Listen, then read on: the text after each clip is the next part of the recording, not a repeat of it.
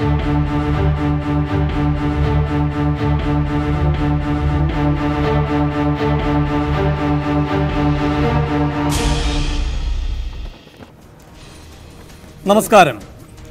ശശീന്ദ്രൻ വിഷയത്തിന്റെ ശരിതെറ്റ് കണ്ടെത്താൻ കേരള പോലീസും കളത്തിലിറങ്ങുന്നു.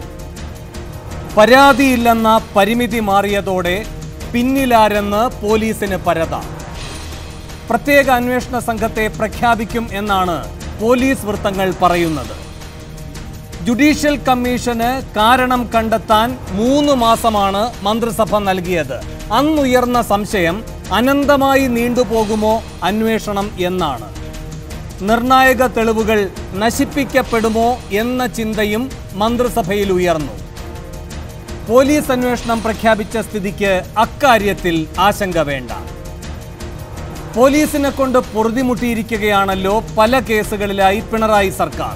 മാധ്യമ സ്ഥാപനത്തിനെതിരെ പോലീസ് പ്രവർത്തിച്ചാൽ അതും വീഴ്ചയാകും എന്ന വിചാരം പിണറായി വിജയനെ പിടികൂടിയിട്ടുണ്ടാകും. മാധ്യമങ്ങളെ വേട്ടയാടുന്നെന്ന വിമർശനവും വിജയനെതിരെ വന്നെന്നു വരാം. വിവേകപൂർവം ചിന്തിച്ചു വീഴ്ച വരാതിരിക്കാൻ പിണറായി വിജയൻ. നീതിപീഠത്തിൽ പ്രവർത്തിച്ചയാൾ തന്നെ നേര് കണ്ടെത്തട്ടെ എന്ന് നിശ്ചയിച്ചു. ആ സാഹചര്യമാണ് ഇപ്പോൾ മാറിയിരിക്കുന്നത്. പോലീസ് അന്വേഷിക്കണമെന്ന് മുഖ്യമന്ത്രിക്ക് പരാതി. പോലീസ് അന്വേഷിക്കണമെന്ന് പോലീസ് മേധാവിക്കും പരാതി. ഇനി അത് ഏതെങ്കിലും മാധ്യമ സ്ഥാപനത്തെ വേട്ടയാടാനുള്ള വിദ്യയല്ല. ഇനി അത് മാധ്യമ സ്വാതന്ത്ര്യത്തിന് മേലുള്ള കാക്കിപ്പടയുടെ കൈകടത്തലുമല്ല. ഇനി അത് ഇല്ലാത്ത വാർത്തയോ ഉള്ളറ രഹസ്യമോ എന്നറിയാനുള്ള അന്വേഷണം മാത്രം. പോലീസ് അന്വേഷണം പരാതിയിൽ ഒതുങ്ങി നിൽക്കും. ജുഡീഷ്യൽ അന്വേഷണം അങ്ങനെയല്ല. ഒരു മാധ്യമ സ്ഥാപനത്തിൽ മാത്രം ഒതുങ്ങുന്നതാകില്ല അത്. മാധ്യമ പ്രവർത്തനത്തിൻ്റെയും മാധ്യമ സ്വാതന്ത്ര്യത്തിൻ്റെയും അതിരുകൾ എവിടെയെന്ന എലുകകൾ വന്നേക്കാം. സ്വയം നിയന്ത്രണമെന്ന ഇപ്പോഴത്തെ നിലയിൽ നിന്ന് മാധ്യമ പ്രവർത്തനത്തിനുള്ള മാർഗരേഖയും വന്നേക്കാം.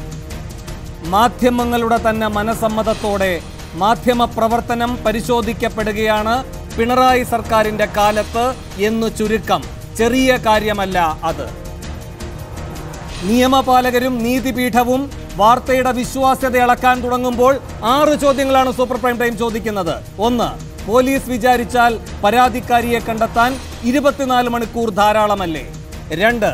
മാധ്യമ സ്ഥാപനത്തെ വേട്ടയാടാതെ വെളിച്ചത്തു വരേണ്ടേ വസ്തുതകളെല്ലാം? 3. മാധ്യമങ്ങൾ നടത്തുന്ന വാർത്താന്വേഷണം പോലീസ് അന്വേഷണത്തിന് വിധേയമാക്കേണ്ടതോ? 4. ജീവിതം തകർന്ന നമ്പി നാരായണനേക്കാൾ ശശീന്ദ്രന്റെ അനുഭവമോ അധികാരികൾക്ക് പ്രധാനം? 5. ജുഡീഷ്യൽ കമ്മീഷൻ നിർദ്ദേശങ്ങളിലൂടെ സർക്കാർ നോട്ടമിടുന്നത് മാധ്യമ സ്വാതന്ത്ര്യത്തെയോ? 6. അനാവശ്യ വിവാദങ്ങൾ മാധ്യമങ്ങൾ അവസാനിപ്പിക്കണമെന്ന മുഖ്യമന്ത്രിയുടെ നിലപാടും മൂക്ക് കയറിടലോ?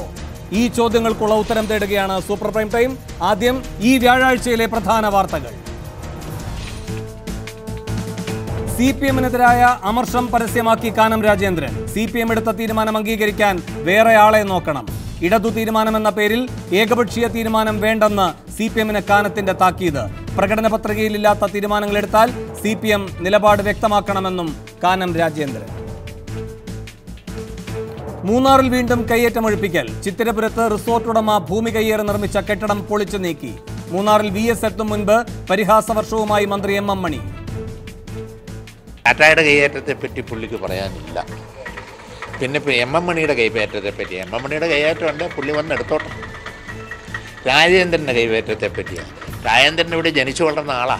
കയ്യേറ്റ വിഷയത്തിൽ VS-നേക്കാൾ മര്യാദ കാട്ടിയത് ഉമ്മൻചാണ്ടിയെന്നും മണിയുടെ വിമർശനം. ടാറ്റയുടെ കയ്യേറ്റമൊഴിപ്പിക്കലിൽ മണി പറഞ്ഞത് തെറ്റെന്ന് VS അച്യുതാനന്ദൻ. AK ശശീന്ദ്രൻ ഉൾപ്പെട്ട ഫോൺ വിളി വിവാദത്തിൽ പോലീസ് അന്വേഷണത്തിന് ധാരണ. നടപടി വനിതാ മാധ്യമ പ്രവർത്തകർ അടക്കം നൽകിയ പരാതിയിൽ. പരാതി പരിശോധിച്ച ശേഷം നടപടിയെന്ന് DGP ലോക്നാഥ് ബെഹ്റ. പാതയോരത്തെ മദ്യശാലകൾ മാറ്റുന്നത് സംബന്ധിച്ച കേസ് വിധി പറയാൻ മാറ്റി. അവസാന നിമിഷം ഹർജിയുമായി വരുന്നത് എന്തിനെന്ന് കോടതി. പാതയോരത്തെ മദ്യശാലകൾ മാറ്റാൻ സുപ്രീം കോടതി അനുവദിച്ച സമയപരിധി നാളെ തീരും. 300ഓളം ഔട്ട്ലെറ്റുകൾ തുറക്കാനാകില്ല. മുത്തലാഖ് പ്രശ്നം ഭരണഘടനാ ബെഞ്ചിന് വിട്ട് സുപ്രീം കോടതി. ഭരണഘടനാ ബെഞ്ച് മെയ് 11 മുതൽ വാദം കേൾക്കും. കേസിൽ വാദം കേൾക്കുക ഇടവേളകളില്ലാതെ.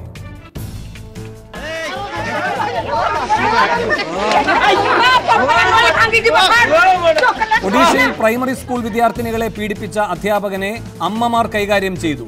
3 പെൺകുട്ടികളെ പീഡിപ്പിച്ച അധ്യാപകൻ അറസ്റ്റിൽ. ഇന്ന് അർദ്ധരാത്രി മുതൽ മോട്ടോർ വാഹന തൊഴിലാളി പണിമുടക്ക്. BMS ഒഴികെയുള്ള എല്ലാ ട്രേഡ് യൂണിയനുകളും പണിമുടക്കും.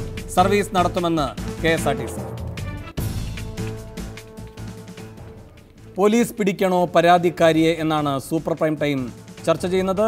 ഈ വിഷയത്തിൽ പ്രതികരിക്കാൻ Deshabhimani resident editor PM Manoj, രാഷ്ട്രീയ നിരീക്ഷകരായ KM ഷാജഹാൻ, ഭാസുരേന്ദ്രബാബു എന്നിവർ, കഥാകൃത്തും മാധ്യമപ്രവർത്തകനുമായ ലാസർ ഷൈൻ, ഹൈക്കോടതി അഭിഭാഷകയായ മായ കൃഷ്ണൻ എന്നിവർ. അതിഥികളിലേക്ക് പോകും മുൻപ് 1.5 മിനിറ്റ് ദൈർഘ്യമുള്ളൊരു ഇടവേള.